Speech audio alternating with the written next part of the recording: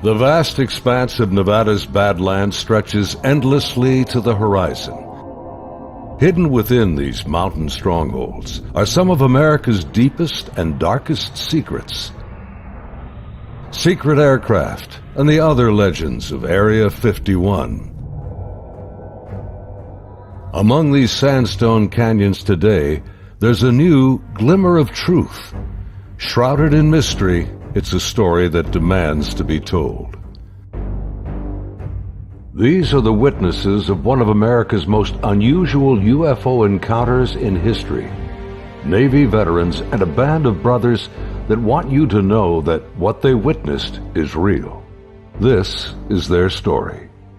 Petty Officer Jason Turner served aboard the USS Princeton in 2004. His personal conviction for democracy and patriotism guides him in his search for the truth. This is an actual event that happened, and I witnessed it. Aviation tech Patrick Hughes, a USS Nimitz veteran, he speaks for his shipmates who choose to remain silent. I'm one of those who has to see to believe, and obviously I've seen the evidence of this, so it exists. Top Gun Air Intercept Controller Kevin Day and Fire Controlman Gary Voorhees, both from the Princeton, served together in the ship's Combat Information Center. They saw them first, whatever it is they are. They wanted to show themselves, whatever they were. I don't think they wanted anything really to do with us. They were literally breaking the laws of physics in my eyes.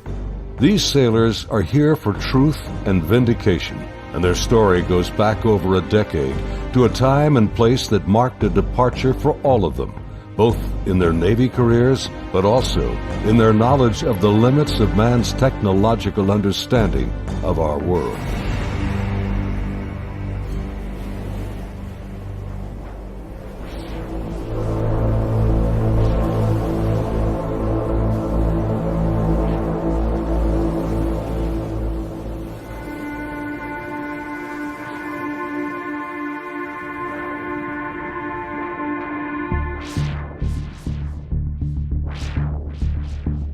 Looking out over the ocean toward the horizon, sun, sea, and sky form an endless vista, a never-ending cycle of tide, wind, and waves.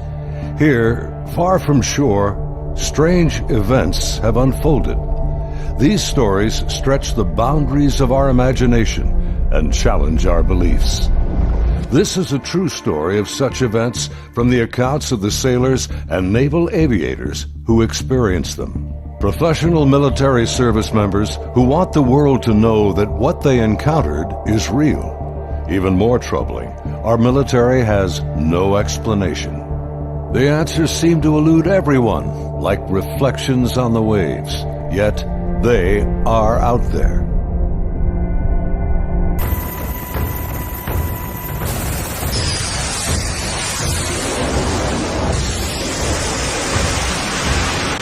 November 10th, 2004.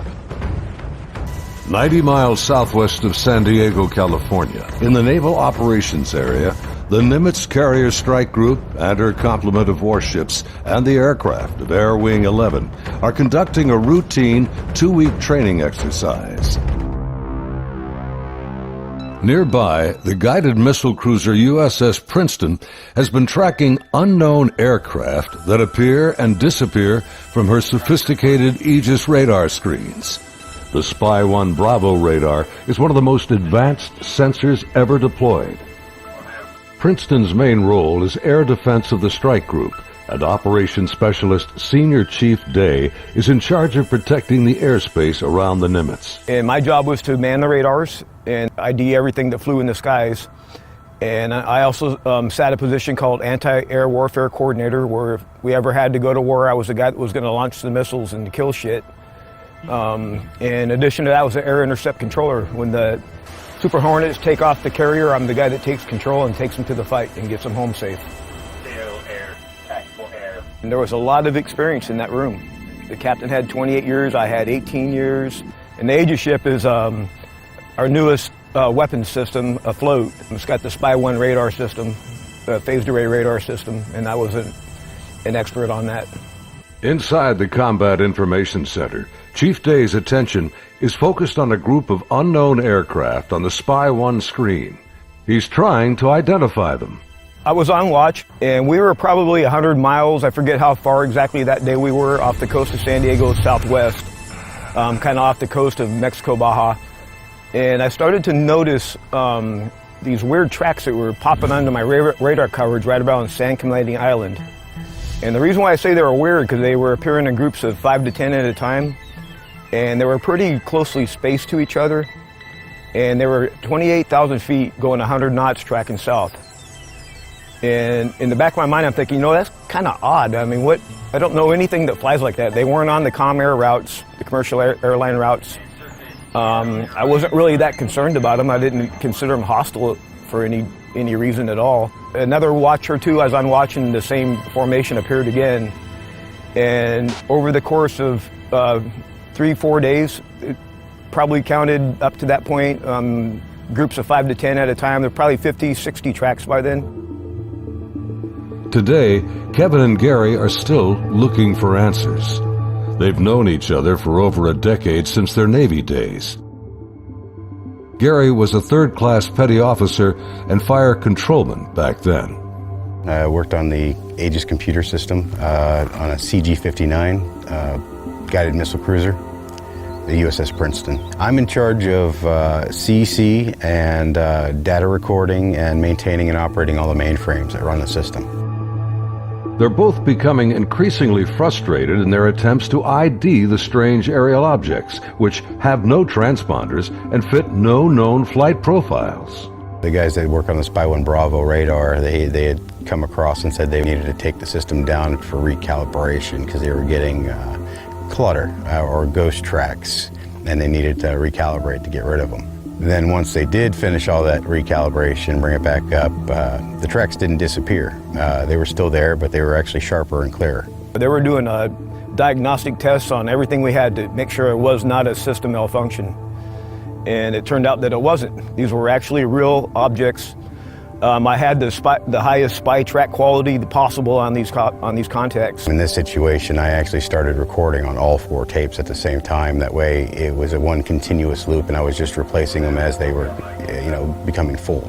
We failed utterly to identify these things. It didn't meet any of the parameters for anything that was known. In some cases, they seem to descend from space and then suddenly plunge to near sea level in seconds.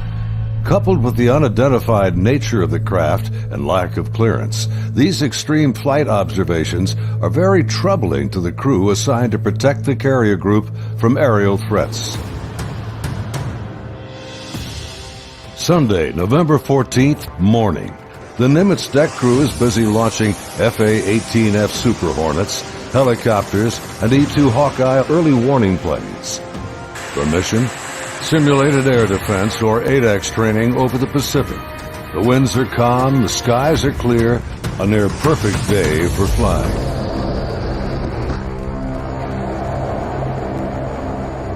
As they launch, the Black Aces Squadron has no knowledge of events happening nearby. In the back of my mind, that's when I determined I was going to become concerned about these objects, is we were getting ready to launch a whole bunch of aircraft in that same piece of sky. Fast Eagle climbs out to 20,000 feet and heads to the cap station about 40 miles south of the carrier.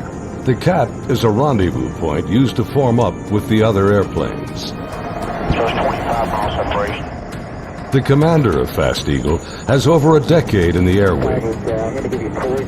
His wingman for the day is a new pilot, a young officer on her first carrier deployment. She's paired with a senior pilot, her backseat weapons system officer for the mission. He will manage navigation and the advanced radar and targeting pods on the aircraft.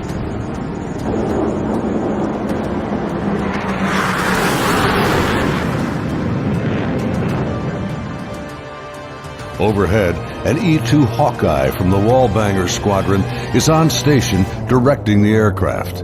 Banger provides eye-in-the-sky command and control during carrier flight operations. Back in the Combat Information Center on Princeton, the mysterious objects are back.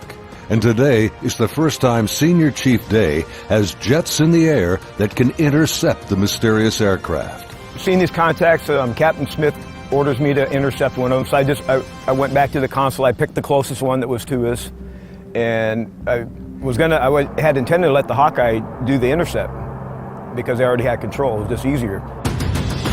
Day briefs the captain, and they agree to send the Hornets. The air intercept controller aboard Princeton, call sign Charlie, radios the Hawkeye and takes control of Fast Eagle. Banger, Charlie. Charlie's a banger, good. Banger, Charlie. Do you hold unknown air contact, bra, 270-48, 28,000 feet, bogey. Charlie, banger, negative. Radar picture is clean. The E-2 radar operators have been frustrated in their attempts to get a radar return on the unknown aerial target the Princeton is tracking. Even with their 24-foot radar dish, they can't get a lock on the object. Banger, Charlie. Transfer Fast Eagle flight to Charlie Control, button 13. We have a real-world tasking for them. Charlie, banger, roger. Fast Eagle, Charlie, stand by for real-world tasking. Charlie, Fast Eagle, send it. We vector them towards that position in the sky, and real quiet on the radio. I'm just giving them bra calls, which is bearing range altitude, to these unknown bogey group. And basically I'm just telling their crew where the object is, the bearing from them, and the range from them, and the altitude so they can drive towards it. Contact bra 270-41, 20,000 feet, bogey, snap, 270, over. Roger, bearing 270, 41 miles. 100, go trail. 100. City, state. State 12,000 pounds. Clean, do you have it? I'm trying to get a track on it now. They sent link 16, but my radar picture is clean. The next radio call takes everyone by surprise. Fast Eagle 110, say loadout. 110, what's your weapons loadout? Yeah, the tactical action officer, the TAO, jumps on the radio. Her name was Lieutenant Elders, and she just point blank asked the Fast Eagle flight if they were carrying any type of weapons. And there was a stunned pause on the radio. Link's clean, Princeton. We just have CADAM training missiles, and they're not coming off the rail. We're in an exercise environment, and the last thing we wanted to do is start shooting stuff. Now the controllers have the pilot's undivided attention. Normally, the squadron doesn't carry live ordnance when training. What do you guys think that was about? What, about the loadout? I have no idea. Maybe it's drug runners or something.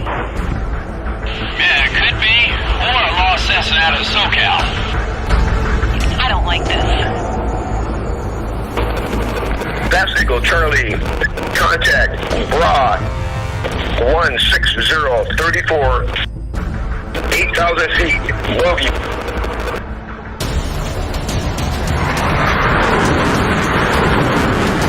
Roger, 34 miles at 8,000. Committed, your call, continuing. As Fast Eagle approaches the target, they see nothing unusual. Their onboard radars can't get a lock on the object. Fast Eagle, Charlie, bra 160-10, 8,000 feet. Roger.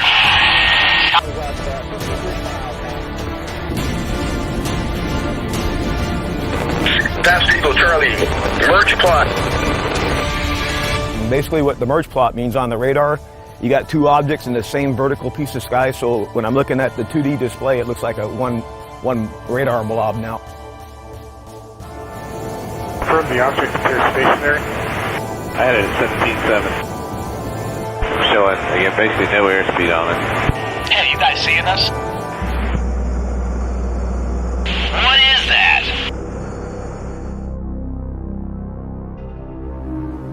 As the Super Hornets approach the target, they see a disturbance on the ocean surface. It's about the size of a 737, and it looks like something could be just below the surface. 100, anchor here, Angels 2-4. Roger. we're observing something in the water here, possibly aircraft in the water at the merge plot, just north of our position, about 2 miles. Charlie, roger. I'm descending to Angels 14 to take a look. Do you think that's our unknown? Man, not sure. Radar's clean. As soon as he got to the merge plot position, the object that he was intercepting dropped from 28,000 feet down to 50 feet above the water in 0.78 seconds, as I found out later the next day. As the Super Hornets get closer to the ocean disturbance, he suddenly spots another craft above it, a much smaller white object with an oblong shape, hovering, then darting just above the waves.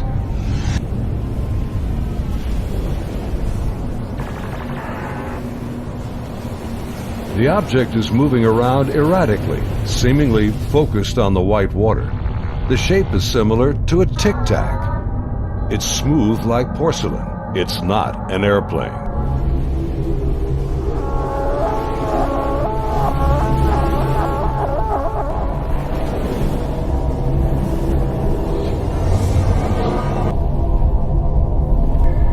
Suddenly, the object begins to rise into the air.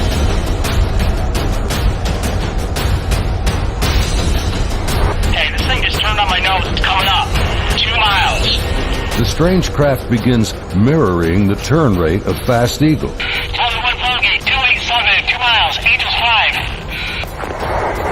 5. The object is now at his 3 o'clock position as he continues to turn with it. He's turning hard, 3,000 meters. We had the external communications in the speaker in combat so everyone could listen to it. And the next thing I hear in the radio going, oh my God, I'm engaged, I'm engaged. 1,000 meters, he's fast close, Angels 8.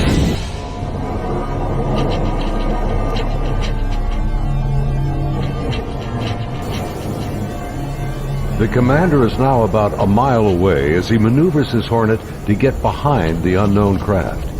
It's about the size of an F-18, about 47 feet long, and it has no wings. As the dogfight unfolds, he quickly turns and dives to bring his jet's nose ahead of the object to close the distance.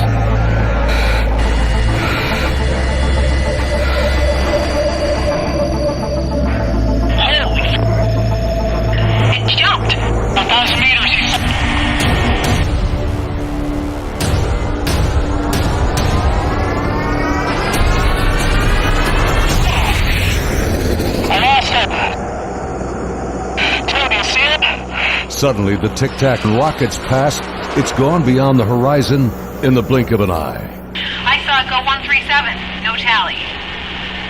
That didn't just happen. Say again. Fast Eagle Charlie, sir, you're not going to believe this, but the bogey group is now back at your cap station.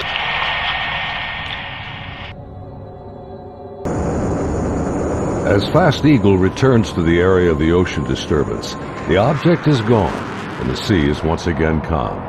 Soon, they land on the ship.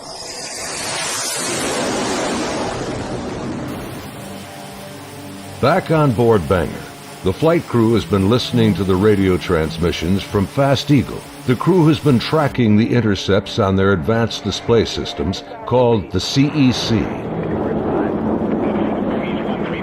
One of the radar operators, who wishes to remain anonymous, describes hearing the fear in the pilots' voices, and he knows this is no drill. I had a good friend who flew on the Hawkeyes. We've been calling him Roger to protect his identity because he didn't want to come forward at this time, but he wanted to contribute to the story to verify that it actually happened.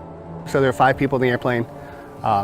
Roger would have been seating in the radar officer seat, which is towards the back middle of the plane. To the side of each one of them or behind them, depending how the chair's rotating, is a window. Suddenly, his attention is drawn to something outside the Hawkeye.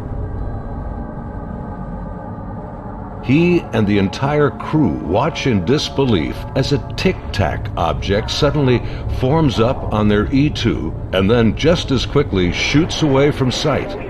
The crew is left in disbelief.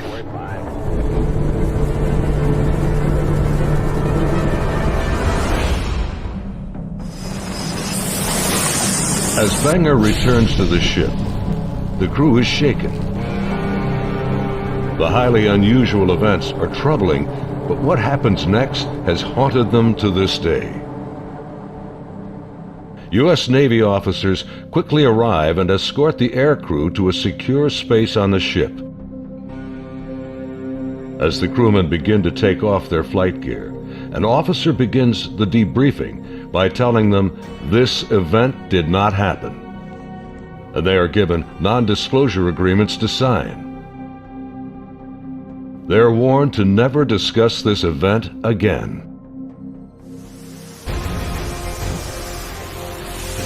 Again, we're preparing for the air defense exercise. Now we got all the squadrons launching off the carrier because they're all up going to do their functional check flights. Senior Chief Day watched in disbelief as the Tic Tac UFOs reacted to the incoming fighter jets.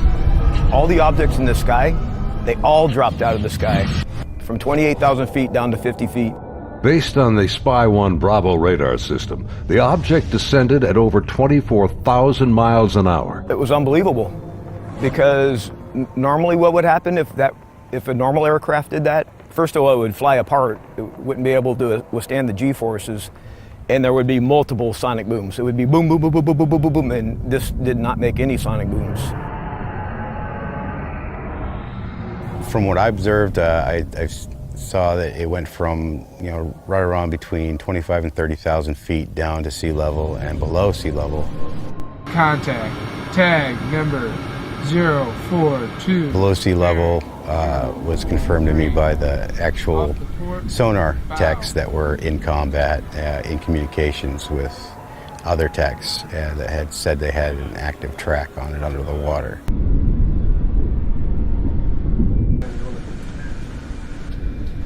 They're talking with their sonar guys on the sub that was with us, and I mean, I was told directly that it did go underwater. It went from being in the air to underwater. From what they were saying, it was going averaging about 500 knots under the water. So it did slow down when it hit the water, but it didn't affect it inertially. After the intercepts, both Kevin and Gary climbed up to the ship's bridge wing to get a better view of the objects through the binoculars. We go up to the bridge wing and look at them through the big eyes, which is heavily magnified binoculars that are out on the bridge wing of the ship. Even when I was off watch, I was usually up in combat anyway, and I was sitting at the console. I just picked the closest object to us, and I got the relative bearing from the ship, slave over to the relative bearing of about the right altitude, and saw this white light in the sky. The movements were smooth to erratic. They just moved from one point to another. It was always a very sharp and clean movement. It always felt like a constant speed, not like speeding up. Just it needed to go to that point, and it decided to do it at this speed. And then it would just go from nothing to the speed they were going to go, and then stop at the next point. Meanwhile, back on the Nimitz, aviation tech Patrick Hughes is working to secure the classified data recorders from the Hawkeye that encountered the Tic Tac. We pull out their hard drives. We call them RMCs. We call them bricks because they physically heavy like a brick. But they contain the software to run the airplane. And they also record a lot of the data that the aircrew sees during the flight. So we take the removable stuff, we take it out, we go downstairs, back to our shop. Patrick's job involves tracking the chain of custody of the hard drives. Then we open up the safe, put them in the safe. We've got tracking sheets so we know what RMCs are on what airplane. We know who signed them out, who put them in the airplane, who took them out of the airplane. As he gets ready to wrap up the mission, there's a knock on the door. Our commanding officer's there, two other guys in flight suits who I'm assuming were Air Force officers, because pretty sure that's the insignia they had on. But they were not on the ship earlier. I did not see them come on the ship, so I'm not sure how they got there. But the skipper basically said, I need the bricks off the flight. We opened the safe, we put them in the bags. He took them, he took his two anonymous officers and left. The officers, with the classified hard drives in hand, soon board an HS-60 Seahawk helicopter and leave Nimitz.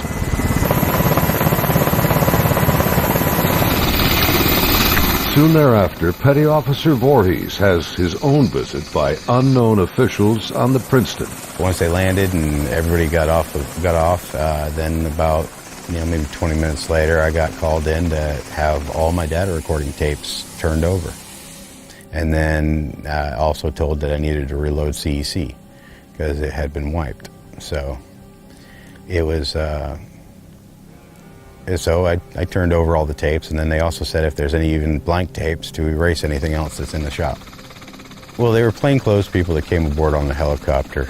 It was my chain of command that took control of the tapes from me. The helo left with them after that, so because we went right back to flight ops. The link between the Tic Tacs and these men is unknown. How they became aware of the UFO encounters and how they arrived so quickly on board after the event is also a mystery. The video you are now watching is the actual gun camera FLIR footage of the Tic Tac taken by a later flight. This is the first video ever released by the U.S. government showing military planes engaging UFOs. The advanced targeting pod, known as ATFLIR, works in both TV mode and infrared mode. The film reveals no control surfaces, no exhaust plume, a uniform heat signature, and no visible means of propulsion. Gary and his shipmates saw the FLIR film on their consoles and on the secret LAN aboard the Princeton. It was a much clearer video. You could see the shape of the ship. You could see it, moving. I tried to go and get a disc to come make a copy of it, and by the time I got back, it was already off of our hard drive, off the secret LAN. No access to it whatsoever. Petty Officer Jason Turner also saw a much higher resolution version of the FLIR film showing strange appendages extending from the object. But it did have some protruding at the bottom of it. I couldn't tell if they were curled back or straight down. Jason says the video was approximately 10 minutes in length and much longer than the video that has been released. I saw this video playing and I'd ask him, is this what we're training, or what's part of this training that we're going through? And he said, no, this is real life. And when I saw it, it was a very clear image, a very clear video, and this thing was going berserk, like making turns, like it's incredible. The amount of G-forces that it would put on a human that this thing was doing. The jets were like trying to trail this thing, and it would just run off and leave them. It would just gone, and then it would come back, and then you would see it, and then it made a maneuver, like they were chasing it straight on. It was going with them. This thing stopped, turned, and just gone. That's the only way to describe what it looked like. Dude, this is a fucking drone, bro. There's a whole fleet of them. Look on the ASA. My gosh. Just 11 years later, fighter jets from USS Roosevelt filmed this anomalous object in 2015. Well, if there's anything, it's rotating. Like the Nimitz encounter, they too were conducting routine training when fleets of UFOs were encountered by the pilots. The Nimitz encounters remained cloaked secrecy for over 13 years. The first-hand testimony about UFO sightings is practically unheard of from military service members. Thanks to the brave and honest accounts of the sailors and naval aviators who have come forward to relate their experiences, and of the remarkable videos they filmed that day, the silence has been broken. I dealt with this all on my own for many, many years, and it was not a very pleasant journey to go through, because no one really believes you. But now things have changed, and anyone out there that's struggling with this and wants to reach out, there is now a group that you can reach out to and get help and support and vindication. It's honestly been a little relieving to be able to actually talk about it and how important that event really was, and not just keep blowing it off. There's people out here that really need to know and want to know, and you have the support of me and Kevin and my other shipmates that have come forward and decided to talk about it. My role is to describe the story and convince people that yes, this event really happened and these objects were really real, but what they are, I have no idea. It is something. I want to know what it is. That's the whole reason I chose to come forward to contribute to the story, because there is a story here, there is more information here. The more of us that talk about it, the better chance of the full story coming together. And it's vindication for us that other people are looking into it, and we finally tell our story and people listen. If you need to get a hold of us or would like to talk to any of us, Kevin, me, or any of the other guys that have come forward, there'll be an email address at the end of this video that you can contact them and they can get a hold of us.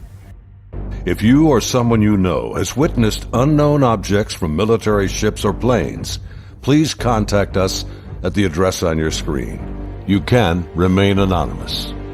As we strive to understand these encounters and come to terms with what they mean, there's something far beyond the horizon and the limits of our comprehension waiting for all of us.